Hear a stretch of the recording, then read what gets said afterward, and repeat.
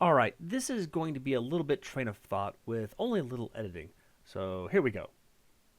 I'm going to assume if you're watching this, you've been following the pre-release of Protomen's Act 3 album, and how it ended on a very downer note. If not, this video isn't going to entirely make sense. Anyways, one of the reasons folks, like myself, are having a lot of, nah, there's gotta be more on the CD, copium for Act 3 is because of the contrast of lyrics in Act One's closer, Sons of Fate, versus the lyrics of The Fight, which got teased as part of Act 3 very early on, but was absent in the pre-release. Sons of Fate closes out with the choir, which represents the people of the city, chanting, "We are the dead," which refers to their inability to stand up for themselves. They don't act. They don't fight back against the robot masters. They allow themselves to be slaughtered. The city, in essence, is already dead because it never stood up for itself. Compare this to the choir closing out The Fight. This city's heart still beating. The sun will rise, I swear it. Couple this with the lead-in lyrics, and it makes it seem like Rock gets the rebellion he never got in Act 1. The reoccurring theme in all three Protomen albums is that one person alone does not a rebellion make.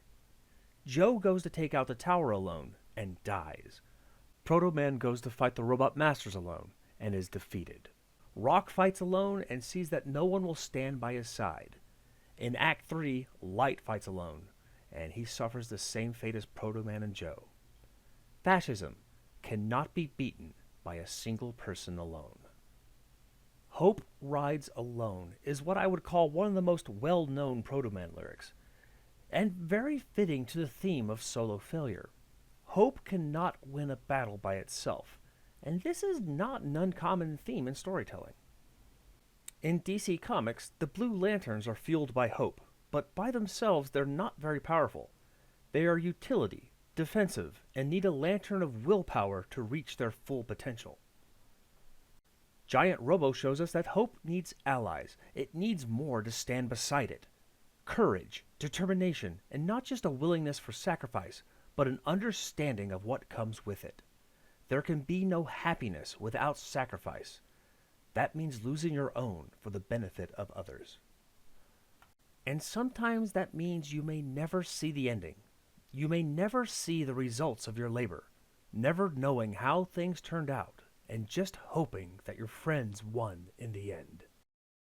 Like Epsilon said, "Ain't that a bitch?" This is the central theme of the Protomen Act 1 through 3 albums. If you want to survive, if you want to see the dawn of a new day, the dawn of a new life, you have to step up and be part of the fight. Protoman's final words in Act 1. If these people tell this story to their children as they sleep, maybe someday they'll see a hero is just a man who knows he is free. At the end, Protoman still had a glimmer of hope that maybe, just maybe, the people would see what they needed to do to survive. And this is where the actual Protomen band tie in to their own story. We know from the liner notes of the album The Cover-Up that the band exists in universe. The band, in essence, are the bards trying to lead a rebellion against the monsters in their own music.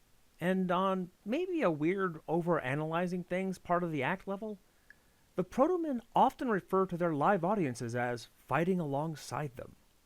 By listening to the music, by telling its stories to others, we are in essence trying to spread the word of rebellion, trying to encourage others to fight alongside the band. And I think that factors into the aforementioned "there's gotta be more on Act 3's CD" copium. The fans fought alongside the band through it all, and that was it? The hope of the future dies at the end of a dangling rope before a crowd? For some, I feel this comes off as a slight sense of betrayal to the aforementioned interaction. All of that for total failure. While, yes, is something that can happen in real life, just look at the USA right now, it wasn't something I think many fans were hoping for after the long anticipation for Act 3. But I don't think the band is actually doing that. There are a lot of clues that there might be more waiting for us on the physical release. The band has been very cheeky about how they talk about the pre-release versus the physical album, and have also said that The Fight is still canon despite not being part of the pre-release. And I'll note that the last track on the pre-release ends abruptly, the same way the rest of the album does when it carries over into a new track. To tie this back to the band's gaming roots, the digital pre-order release ends on a game over, but I still think there's a continue sitting on that physical release. Because now your time has come, if you ever stood a chance. You must stand against the fire for as long as you can stand. If you make it through the night, if you live to see the dawn, you can search among the ashes for the will to carry on. For you are not the dead, and the fight is never really done.